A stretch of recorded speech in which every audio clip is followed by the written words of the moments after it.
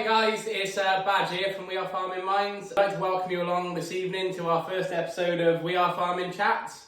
I'm just along here with Rob. I've known Rob quite a long time. We were in Hartbridge College together. I like to say we've both grown up, but I'd say we've probably grown out more than that, haven't we? Oh, yeah. Yeah, I think we both have. So, Rob, would you just like to tell us a bit about yourself, your background and connection to farming, and just tell us, what you're doing? Well, background, I grew up on a family farm, and then, as family farms do, that all sort of went a bit wrong, and Dad came out of it, but I think it was probably a good thing. But always worked on farms, always loved it, always lived for it. Currently work, and have done it's my second stint now. I worked there for 7 years when I was younger, and gone back to it, a big finishing unit in Westbury on 7, cattle finishing unit. I love it. I've done a lot with young farmers with Westbury, was chairman for a few years, and done all sorts of stuff with that. Met my wife Hannah through young farmers, and got a nice little place now we live in, and a little family, and that's it really. Best dating agency in the country, isn't it, young farmers, I think? Yeah, you've got to sort the wheat from the chaff. Yeah, that's it. But you get there in the end. Yeah, no, that's it. So, obviously we're here tonight because you've been struggling a little bit with your mental health and different bits and bobs. So, would you just like to take us back to when you first sort of realised that things were perhaps going a bit wrong and something wasn't quite right? It was 2020. I went for a job up north on a big estate. I always fancied working away from home in the UK. Went up there and I hated it from, I don't know, a week in. Yeah. Hated it. Hated being away from home. Hannah was still living down here for the time being, and just wasn't for me. I just got, I don't know how long we were there, 3 or 4 months. And I got stuck working with pigs a lot, which I didn't like. Yeah. And it just got on top of me. And it was real bad, and I just was like real fed up and whatever. And then come home, I moved in with Hannah at the start of COVID. Well, when COVID was really getting going. I was going to say 2020, that'd be COVID as well. Yeah, so probably added to everything, didn't it? Moved in with Hannah, and sort of like was alright then. Like we were going on alright. I found a little farm in Chepstow to work on. It was one of Hannah's family friends, and was there. Like enjoyed that, and like everything was going alright. But there was always something niggling. Yeah, it was always just in the back of your mind. Just something wasn't right. I didn't know what, and I probably just, like every bloke does, well, like every person probably, you just sort of, switch off. It's nothing. Yeah, it's nothing. Man up and get on with it. Yeah, all that sort of stuff, and like sort of probably like controlled it by. Was quite lucky. We got engaged, so that was like a massive thing. Like so that like cheered everything up. Yeah. We bought this house, which was like a massive thing. Like kept me happy, chipper. Yeah. Got married. That was the same. Yeah. You know, we done all this cool stuff like in a sort of like probably 2.5, 3 year period. So like always had something to look forward to. Yeah, that's it. And it sort of kept the. I don't know what it is, but it kept whatever it was at bay. Yeah, that's it. You sort of kept yourself busy and always had the next thing in the pipeline just to sort of keep your mind occupied and keep yourself busy, really. And then I don't know what year it was now. 23, probably. I'm looking over there. Hopefully she might nod her head. Yeah. Basically, I was just I put on a fair bit of weight because I was eating a lot, because that's how I sort of dealt with it by eating, and then. Was just like I always loved going out, and I was like didn't really want to go out, didn't really want to socialise. You sort of shut yourself away and isolate yourself from everyone. Really. Yeah, and then like we just bickered and argued, and like I was like tired all the time, and I knew something was wrong, quite wrong. I was listening to a podcast. I think it was that Good Bad Rugby one. Oh yeah, good. With Mike Tyndall and James Haskell. Yeah, it's all about when Doddy Weir died. Of course, yeah. And I'm not an emotional chap, but I was edge trimming, and I was bawling my eyes out listening to all about it. And I'm not an emotional bloke at all, Hannah, tell you that. And I was just like, I couldn't see the edge. I was crying that much. Flipping it, yeah. And I thought, listen, this isn't right. Yeah, but I just ignored it because that's what you do, isn't it? eventually I let it slip to Hannah that had happened, and she was like, Hannah was on it all the time. That it's not right. I think you need to go to the doctor. Like, and then eventually I gave in January of 20. I think it was 23. Must have been. Yeah. And then got on some antidepressants, and that really helped. Yeah. Sort of sorted me out. Yeah, that's it. Yeah. And was like, it took a little while to get them going. Yeah, it takes a bit from getting your system and getting going and start working. Couple of months and whatever, but you know, it was like, yeah, I thought this is all right, and then we went on for a fair time like that. It was sort of manageable for a period. Yeah, and like between us, like stuff we was going on, like and like going out with friends and like just events in life, and it was fine. And then I think it was when we got a little girl who was 18 months old, but when Hannah was pregnant, she had this thing called hypermesis, which is like when you're real sick. It's like Princess Kate, basically. Oh yeah. Like, so Hannah was really poorly. Yeah. I think that took my mind off it, because I was just all I was worried about was Hannah and making sure she was all right and all that. But like, I probably was getting worse, but I didn't realise. It was almost a bit like you said earlier. It's almost like not. It was a distraction. Yeah, in the nicest possible way. Yeah. You just wanted to be there for her, and she was your priority. Yeah, I didn't care about myself. No, I just cared about what she was going through and what she was like and how she felt. I didn't care about me at all. Yeah. And then I just started steadily getting worse, and then because it's a sensible thing to do is have a baby and then start an extension. All within the space of about 3 weeks. Just put a bit more pressure on yourself, Which was actually, mad as it sounds, the extension bit wasn't actually that bad. No. To becoming a new parent was hard. Lack of sleep. And then, but the big thing was, I found, and this what started really getting me down a lot, was I couldn't provide, like for, well, I always said 2 girls, but Hannah and Maisie. Yeah, it felt like you were letting them down. Because I wanted to finish this like before we started it. Yeah. And I wanted to do it all myself, but I'm not a builder. But I like doing everything at 500 miles an hour. Yeah, that's it. And builders don't. No. And I wanted to be. I can vouch for that. Good at drinking tea. I wanted to be at work all the time to earn money, but then I wanted to be at home all the time to do the house, and then help Hannah and Maisie, or help Hannah with Maisie, and I just couldn't do it all, and then it was just like,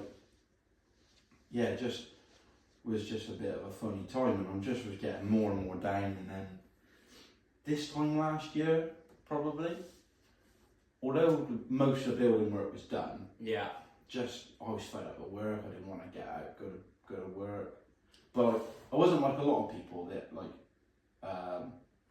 a lot of people. The things you see, like when farmers talk about it, like, I sit in a tractor for hours and it makes you worse. That's what I wanted to do. I didn't want to be with people. You just wanted to get away in your own space. Well, I didn't want to sit in a full auto steer because I feel like I'd done me in. Yeah, that's it. But like, I just wanted to be. If I was in a tractor on my own, that was like almost my happy place. Yeah. Didn't have to speak to no one. No. Just listen to the radio or whatever. I listened to a lot of podcasts. And just whether it's whatever it was, road work, edge trimming, ploughing, mowing. As long as I was on auto steer, I was happy as Larry. Yeah, just as happy as I thought I was. Yeah. And then it just got worse and worse and worse. And we were arguing loads, and we've never been a couple that argue. No, it puts a lot of strain on a relationship. Yeah. And difficult, like, I can't really talk for Hannah, but she wanted to make it better, make me better. Yeah. But I didn't want to help myself, and then it did drive a bit of a wedge between us in some respects. Yeah. Anyway, went to the doctor again in the January of 25, and because in Christmas time I promised Maisie that I'd get better this year, 25. Yeah. Although she's only like 9 months old, I was sort of sat probably somewhere where we are, in the kitchen. I said, I'm going to get better. Dad's going to get himself right. Yeah, going to sort himself out. Went back to the doctor. All the doctor wanted to do was put me on more meds I didn't really think it was right. Done it.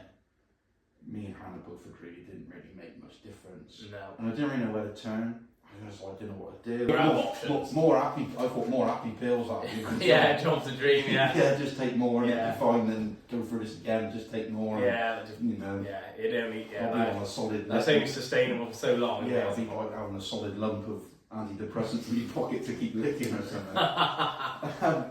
But it was somewhere around that time you lot done that boxing. Right. Yeah. I Yeah. was quite good friends with Joey Dowden. Yeah. He's good lad, Joe. Yeah. And I suppose that made me, because Joey was sharing on Facebook and whatever. Yeah. So it made me, and because it's someone you know real well, it was like makes you a bit more interested in it. That's it. Yeah. You've got like a connection Like, to somebody. there was you, there was Bry Watkins, Chris Gardner, Yeah. and Joey. Like knew you four, but Yeah. knew Joe like pretty well, but knew Joey the best. Yeah. Yeah. I was like, you know, took a bit of note of it, and then one of my best mates, Jake, went to the thing. He went with like Joey's table or whatever. Of course. Yeah. Yeah. And then he was talking of like sort of heard about this We Are Farm Minds. Vaguely knew about it, but didn't really know. Yeah. Didn't we know what it was all about and what goes on? And Hannah was like, we got to try and do something else. These pills didn't work and whatever. And I thought I was at a right flipping mess. Like, Didn't know which way to turn. no, and I went on. I didn't know if I'd done it the right route, but I just went on the website and just found. I knew the person that ran it was called Emily. Yeah. So I thought I'm going to find her number. I don't want to mess about. No. With vegans and go straight to the Straight to the chief. Straight to the chief, and then run Emily, and then she didn't actually answer, and then I was like, I looked at my phone, I'm like, bloody answer. Yeah. Didn't answer the phone. Yeah. To text her, and then Yeah. I don't know, half an hour later, text me back, and then got a bit of a chit chat, and then put me in touch with a woman, a counsellor from Ledbury that Yeah. I've been going to see for since March, and last week before maybe, we both decided that I didn't need to That's not go. I dropped the antidepressants and all that. And I rung Emily basically just to say thanks for putting me in touch with her. Yeah. Changed my life, probably saved my marriage. Yeah. I feel loads better, and she sort of accosted me into doing this for you. Oh, brilliant job. That's good then. Yeah. So if we go back to the start, when you sort of started to realise things weren't going wrong, you obviously opened up to Hannah a bit. Did you sort of open up to anyone else, or you just sort of kept it? I didn't tell anyone. No. Didn't really tell Hannah. She told me. Yeah. Normally the way, I think. Yeah. I probably knew. Yeah. I probably did know. We're all guilty of that, and you think, oh, I'll be alright, yeah. I'm fine, yeah. Put a brave face on it. I'm just miserable because it's raining. I'm just miserable because I'm hungover. Miserable because it's hot, miserable because it's cold, miserable because it's raining. Yeah. Yeah, you're always looking for an excuse, aren't you? Yeah. And I probably knew like, something was wrong. And I think probably when we first got together, obviously life changes as you get a bit older and like COVID and all that, but like probably controlled a lot of it with going out on a lash. Not using that, not actually because I wanted a drink to get like. Yeah, it wasn't a sort of. It was almost a distraction going out with some mates. Going into the pub and end up in Gloucester and like going clubbing and all that, and then time you talk about it till Wednesday, then you might have a bit of a down day Thursday, then you're back at it again Friday. And that's probably sort of how I dealt with it. But then like as you get older, gotta get like buy a house. We were lucky enough to buy a house and don't have all that spare cash around. Life gets in the way of it, doesn't it? Yeah. And then the hangovers get worse as well as you get older. Like they used to last till Sunday lunchtime, and now they last till the next Sunday lunchtime. Yeah, it's like Wednesday or Thursday. Yeah. And so Hannah said that like something's not right, but I didn't tell anyone. I was like mega embarrassed about it because I was like, I shouldn't be depressed because I've got a decent job, I've got a fit wife, got a house, got own my own car.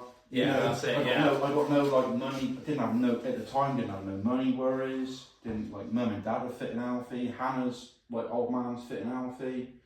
You know, didn't have nothing to be depressed about. No, and then I got angry at myself for feeling like that because I was like, I got no right to be No, like this. Yeah, I understand what you're saying. You almost think, oh, why is this happening to me, isn't it? Yeah. And I was like, there's some poor buggers who've got nothing or whatever, and they should be not that that's wrong. Yeah, I know what you're saying. But like they've got a right that's to it. feel They've like got a right. this. I haven't got a right to feel like this, and it made me angry, which then probably made me worse. Yeah, I think it's difficult because you always compare yourself to others, don't you? Which you shouldn't really do. Like, it can happen to anyone, and it is an illness at the end of the day. It's not just something that. And then I didn't tell anyone. No one knew. And then went on a stag do, Benidorm. Took the presents for me. So that morning we flew out like 2 o'clock in the morning. You do. Classic. So I always take it with my breakfast. So I didn't take it. It's in the bag. Tommy got back in the room. It was like late afternoon. So I get a bottle of water and I try to take one quietly. Yeah. Took the 2 lads I was in, 2 real good mates, and known both of them since I was probably about 12 or 13. So I sort of said, and they were like, oh, we never would have known. Put a face on it, never would have known. And I was like, oh. But like, it was alright to tell someone, but I was like probably a few pints deep, so you a bit more open, bit more yeah. loose, And then never told anyone. No. Again, and then Hannah told one of my best friends just after Christmas last year. Right, yeah. And she told me she told him, but she told me not to tell him that. You knew. Yeah, I knew. And he'd speak to me every day. Yeah. Just to make sure I was alright. Yeah. And he'd always, every day, we'd always done it over Snapchat. Yeah. Send videos, talking to each other. And he'd done it every day for months. Yeah, fair play. And he'd always ask me how I was. And I'd always say, I'm fine. And he always knew I was. Yeah. But I'm fine, it's alright. Yeah. But I look forward to it. Yeah, having that conversation with somebody. And we talk about what each other was doing. And so it's quite reassuring that he knew as well. Did you find that sort of? Yeah. Well, I didn't have to, and then obviously after a bit of time, he found out. I told him I knew, and whatever. Hannah's good friends with his girlfriend, and talked to them too about it. But yeah, it took me from 23 till the start of 25 to talk about it properly. Yeah. Because those 2 lads I told them at the stag do, we were 6, 7 points in, whatever. Told them that night, nothing was ever said about it. I don't even know if they can remember. No, probably, This is not, no idea at all, really. No. But yeah, so flipping it, I spent a amount of people that know I could count on 1.5 hands. Yeah. So obviously everyone's going to know in a minute, but I actually ain't worried about it. No, that's it. It's a massive, it's very good of you to open that and talk about it, to be honest, Rob. It's a massive thing to do, but even, it's a big thing to talk about it. And people don't, do they? No, that's it. And and I know people that have probably got troubles, but you don't actually know they have. No, they will just say, I covered it up for years. Yeah, same as me, you just go out the door, put a brave face on, and look at me, I'm alright. Yeah. And Hannah would always say, oh, everyone else gets a chirpy roll, a happy roll, and when you're here, you're miserable. And I was like, it's because when I'm here, I can be myself. Yeah. Like when I go out, it's all, I'm acting. Yeah. And when I get home, I'm like, that's over, I can just be me again. Yeah, 100%, I'm vouch for that, mate. And it's, so I probably covered it up for years, but... So you obviously got on the website, found Emily's number, phoned up We Are Farming Minds. Did anything make you sort of hesitate before making that phone call, or was it an easy thing to do, or? It wasn't. I never found it difficult to ring anybody for anything. So I'm not like one of them people that struggles on phone calls and stuff.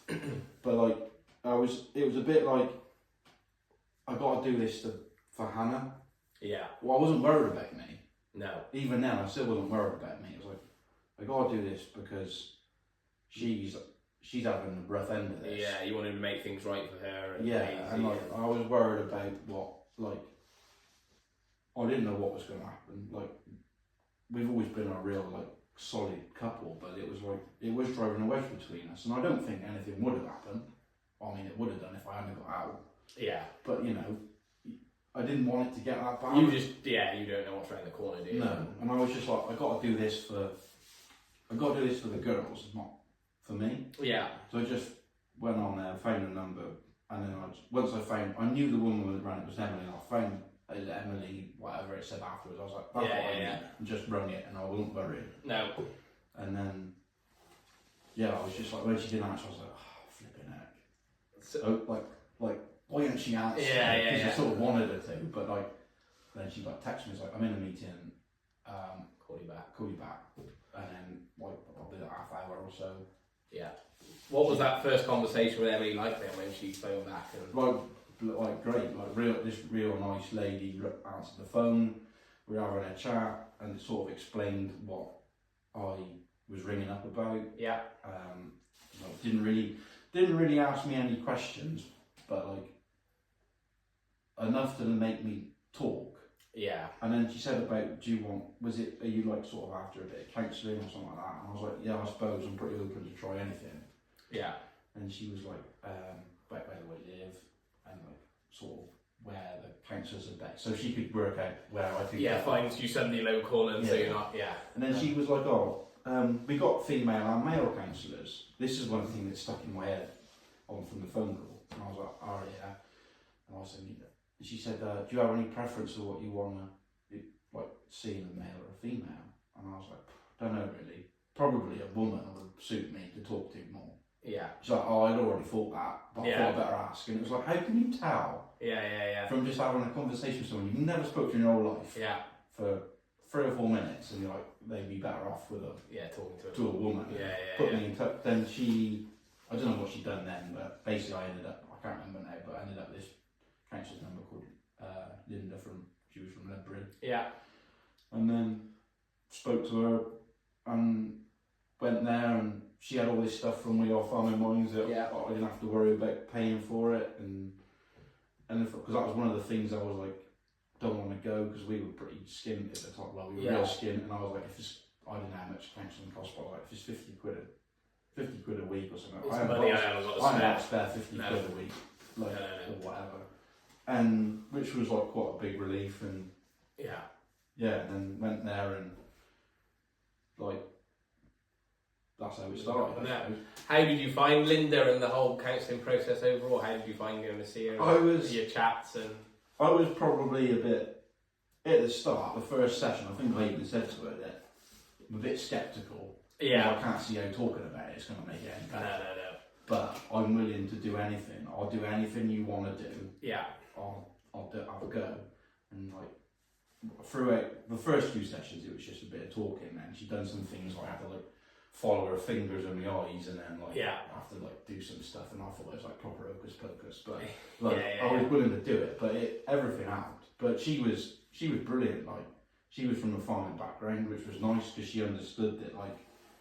Knows the struggles you're going through. And And then it's like when you say like, I always went there in the morning to see her, because it was like if I'm at work, it's harder to get away from work than it is to be late. Yeah, if you're not there to start with, if you say like, if I'm going to go meet her at 4 o'clock, I'll either leave work at 3. You can guarantee I'd have left work at 5:30. But but she understood all that, and a few like sessions I had to cancel because we were cutting maize or whatever, and it was just like wasn't ever an issue. No. But yeah, she was fantastic. Like just the first few times I was like sort of explained why I didn't have any confidence, and how I like sort of was trying to tell her like what I used to be like.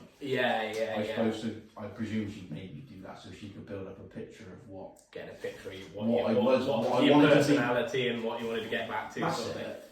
And then just I don't know how many times I went. Were you quite open from the start with your counsellor, or did it take you a bit to sort of open up and get into it? Or the first session probably wasn't. Yeah. And then, but I come away from there, and I did feel a bit better. And the second time, I was like, I've got to be, because it's not going to work. It's not going to bloody work otherwise. No, that's it. And I'm here to get it to work. Yeah. And there was a few things she said, I think you need to try and think about doing and whatever. And one of them was change jobs, which I did that straight away. Yeah. I work now. I was like almost like trying to compare every job that I had since to that, and nothing was like that. Yeah, that's it. So I was still like, why didn't you just see if you can go back to that? Yeah. It's almost a pride thing, though, I suppose, isn't it? Yeah, You don't want to go back. I didn't want to do it. No, that's it. But gone back and it's done me like the world of good. I suppose though, like you were there at a younger age and then you left, like you've seen a bit of the world. Yeah. And it's like, well, perhaps it wasn't actually that bad, so we'll Yeah, go back and have another go. Yeah. And that was one of the things she said I count as a first or second session. But one of the things was like about, she's like, talking to Hannah about how you feel is a good thing, because then she'll understand she doesn't know what's going on. She's just looking like at a blank page. Yeah. And you're just sat there like, she doesn't know what's going on, so she's guessing. And I was like, so then it was like, just, if you're having a bad day, just tell her you're having a bad day and worry about this. Yeah. Like, and it sounds so simple and so like what everyone would do. Yeah. But I didn't do it. No, you don't. And I hadn't done it for years. And the washing got, I was worried about, it started raining in the afternoon and the washing got wet on the line, or like, you know, stuff like that. And then suddenly it went from that to like bigger things, and then suddenly it started. It sort of snowballs. Yeah. It took a long time. And sometimes Hannah's still got a prize out of me now. Yeah. But like, once she gets me going now, I'll talk. Yeah, once you start, you're away then. Yeah. It's almost breaking down that barrier to start with and getting the conversation open, isn't it? Yeah. And I'm fair play, she's bloody brunt of it all. Yeah, that's it, yeah. She's been amazing, but like, I don't talk to anyone else, but probably if someone else said, are you alright? And I said, yeah, and they said, I don't know if you are, I probably would say it now. Yeah. Whereas usually you just say, yeah, I'm alright, and then I'm just guilty for it, to just say you're alright, and they say, yeah, and then you're like, you're alright then. I think we're all guilty of that. Yeah. But yeah, so you definitely notice the difference having somebody to go and talk to. Oh, massively. And used to go every other Friday. Yeah. And it's like a religion. Yeah. Didn't want to miss it. I was like, I'm probably come out of there Friday and felt good, and that would last for a week or a bit, maybe. I'd probably just start it last a few days, and then it lasted a bit longer. And then but it was like, I've got to go and see it because it made me feel better. Yeah. And like, I was just adding after a bit of time, it was lasting like a week, 10 days, I felt good. I had like a few, by the time that second, I went every other week, time the second Friday come round, I was like ready to go. Ready to go again, yeah. And then, and like sometimes we've done, obviously she was always doing what she was doing, but I didn't realise. Sometimes we'd done some activities where I'd like count to some sort of numbers and think about things and do things and whatever. And they always price things at you without you even knowing they're doing it. And then sometimes we just sat there and had a chit chat. Yeah. And she had a little dog that she used to have in the room with her, and like she put a blanket over his cage so it didn't disturb us. But like, it'd make a noise and talk about a dog, and then suddenly you'd be talking about what she'd done with the dog. Yeah. And then it'd be like, within quarter of an hour, I've like told her 101 things. Yeah. And it was just so like, I'm quite good at, probably would talk to a gatepost if you put a hat and a coat on it. Wow, if I was feeling yeah. But like, she was easy to chat to, and it was like, never felt like an effort to. She was very approachable and sort of down to earth, and I was so you could open up to her quite comfortably. Yeah, to start with, I have to be a bit like, Rob, you've got to bloody talk. Yeah, you clam up a bit. You can't come to a counselling session for an hour and sit there and be like, you alright? Yeah, you're right. Yeah. Or very much look at her. Did you have for your tea last night? Yeah. She didn't care what happened. I probably would have been really into knowing what she had. Yeah. But yeah, no, she was a really lovely lady, and like, I really liked it that she understood our lifestyle. Yeah, I think that's a big thing, isn't it? Having somebody that's relatable to agriculture and knows about industry and knows the struggles that you're going through. How sort of long were you going to see Linda then before you noticed things were starting to improve?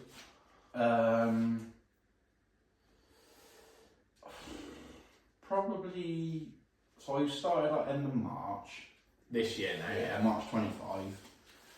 probably, looking at Hannah now, August time? When it started to, like, be a bit more like, that feeling of feeling good was like, nearly the 2 weeks. Yeah. And then when I was going there, Linda would be like, oh, so how's your week? Like last couple of weeks been? I'm like, yeah, really good. So is there anything you want to talk about from him? I'm like, not really. Yeah. And she was like, she was like scribbling stuff down. And I think that's when she started doing these activities. Like, because I didn't have nothing to rant about. No, that's it. Because I felt better. Then we started doing these other things which brought up some other stuff, but was good to like do.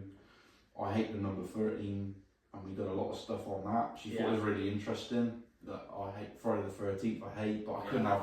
I don't like even 13 cattle in a pen. No. I don't like.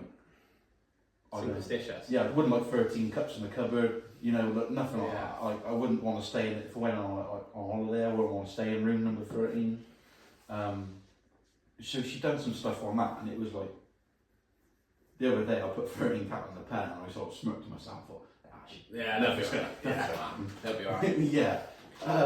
But like, so we've done that, and then in, I don't know when it was, September, October time, I missed a few sessions. Yeah. Because of like with work and stuff. And she said, when I went, I think it's like 3 weeks ago, my last one, I hadn't been for like a month. Because where I'd done one, missed one, and then done another one, so it was like a month gap.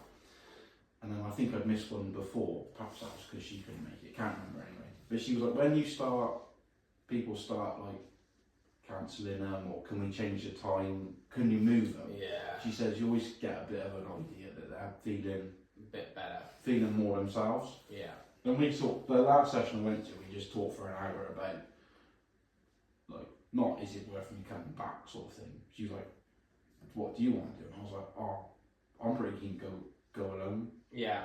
She's like, well, keep my number, you've got Emily's number, if anything ever changes, give us a call. Yeah. But she said, like, for now, just go alone. And it was nice that she was like, I'm always a bit like, whatever it is, whatever you're doing, I always think, like, if you take your car to the garage and, like, you ask the experts.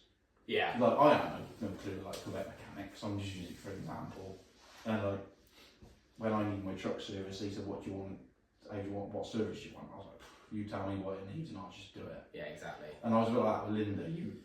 You know about this. You tell me what we're gonna do. Yeah, you're the expert. Yeah, I just do what you tell me. And we do that. And then so like, when we come to the end, I was like, well, what do you think? And she was like, I think you're gonna be like, at the moment, it's not really worth you coming because you're fine. Yeah. Or you're in a good place to carry on. Yeah. And so I've noticed a massive amount of improvement in how you are, so even how you sit. Like you used to sit slumped in the chair, and then I sort of sat a bit more upright. Like, I was going to say like me, I'm stuck in the chair here now. Well, it's like stupid things like that. Yeah. And it was like, and then it was so. Yeah, like, she was brilliant, but like it was nice that we'd sort of come when we come to the end of it. It wasn't like, you've done your X number of sessions, so you can't come back. It wasn't, this is all you're entitled to. So I don't know how many sessions I never. It sort of came to a natural end almost. And you've gone through the process, you were feeling better, so we'll had see how you go from here, sort of thing. 6-7 months of it. Yeah. And it was like, you're in a good place, you're improving all the time. If you want to do one, like an odd one here and there, like we can do that. Whatever, and just. Which was nice. Touch base. And it's nice to know that she's there if you. Yeah, you just got to pick up the phone and you've got that option. Sort of organise something. But it was not. I was a bit like, you're the expert. If you think I'm all going to be alright, we'll go with that. I'll be alright. How would you say life's looking now then, compared to back when you were sort of struggling at your worst then, Rob? It was rubbish. I didn't want to see anyone. I didn't want to do anything. Like, I was like tired all the time. Like, be like almost waiting for Hannah to go to bed so I could dive in the cupboard and have a few chocolate biscuits. Stuff, Put myself up a bit. And that, but like now, like, I don't even, like, I think Maisie's probably out. She's 18 months old and she's like an absolute bundle of joy. Yeah. But like, I want to be here and I want to like do stuff with her and Hannah. And like, I never talked about the future. No. I always was like, you sort of just take each day as it comes. yeah. But like now I'm like, oh, you know, next 5 years, like us to better do this, or you know. Hannah like was on about next year we're going to try and go on a bit of a tour around Scotland. I met some lads in Scotland, I was in New Zealand, and sort of tie that in. We haven't really started organising it, but before it'd have been bloody hell. Yeah, what can I do that? I don't want to do that. No. Like, you know. And I'm like, oh yeah, like Hannah's like, go for a week. I'm like, no, stuff it, let's go for 2. Let's do it properly. Yeah. If we're going to do it, let's do it. Yeah, like we have a couple of weeks here, a couple of days here, a couple of days there, tour in Scotland, have a real good, like, we'll go for it. Yeah. Whereas before I wouldn't have. But it's like that's a big thing. It's like I didn't look to the future, and I did live in the past. Yeah. I know. You wanted to be the person you were before, almost. And like I feel like I am. Yeah. Or nearly that person. Getting back there. Or I'm not that person because I'm a dad now. I own a home. I'm a husband. You know, old lad that was like lived and breathed young farmers, but wanted to be in the pub every night. Yeah. But like. But you want to go out and socialise, have a laugh with mates, and went on a stag do in Cardiff. We come back on the train, and I was like, old South, like, I'm not like, I don't cause trouble when I go out, but like, we were in this one barn, all a bit quiet, and there was like buckets of ice on the table, so obviously easy pickings from the ice. Throw a bit of ice at each other. Doing all that, and like, got chucked out for it, and I thought it was funny. Yeah. But when I felt bad, I'd have been mortified by being chucked out. Whereas before I was like, oh, this is good sport. Yeah, a bit of fun, isn't it? Yeah. Just go to the next place. Yeah. But when we got back to the train, we got off the train, and I can't remember who, there was a few of us, we got Gloucester, Hannah come to pick me up, and then Jake, the lad that she told about my depression in January or whatever, me and Jake got off the train, and Jake's girlfriend was there to pick him up, and I was talking with one of the other lads. Went over to the car and he said to Hannah, he said, he's back. Yeah. And I think the lad got married in September, so I don't know whether this was July or August, I can't remember. But he was like, said to Hannah, oh, he's back. Or, he's coming back. We got the old Rob back. Yeah. Almost. Yeah. And like, Jake never said it to me, but Hannah told me she probably told me that night, but I can't remember. It was told me the next morning. Yeah. And it was like, meant a lot, and it was like, people had noticed I was real down. Yeah, people were probably noticing without you realising. Yeah, I didn't. Some people had said to Hannah, some of our close friends, but like people had noticed I was down. And it was real nice that people started noticing that I was coming back up the other side. Looking better, yeah. So, if somebody's watching this now, Rob, who's working in agriculture and sort of in your shoes and struggling, what would be your words to them? There's someone out there to help. Yeah. Whether it's this we are from in minds or whether it's someone else, there is people to help, but like it's the old thing in it, talking, everyone says talk, but like it is true. It is true. Makes a massive difference. Whether you talk to one of your mates or you talk to a counsellor, it does make a massive difference. I mean, I wouldn't have wanted to talk to one of my mates about this. No matter, like, I've got some good mates that would have listened, but I was embarrassed and I didn't want to. I found it easy to talk to someone I didn't know. So like ringing Emily, and when she started talking about it, it was easy to talk to her about it. Yeah. And then obviously although Linda was a bit like, I was a bit cagey, but like at the start, it was easy to talk to her about it. Yeah. Like, I've told some of my closest friends, but like, more people that I know are going to find out via this video than I've ever told, and what I would have ever told if I wasn't doing this. Exactly, yeah. But yeah, it's that whole thing, everyone bangs us in the drum about talking, and it does help, but there is...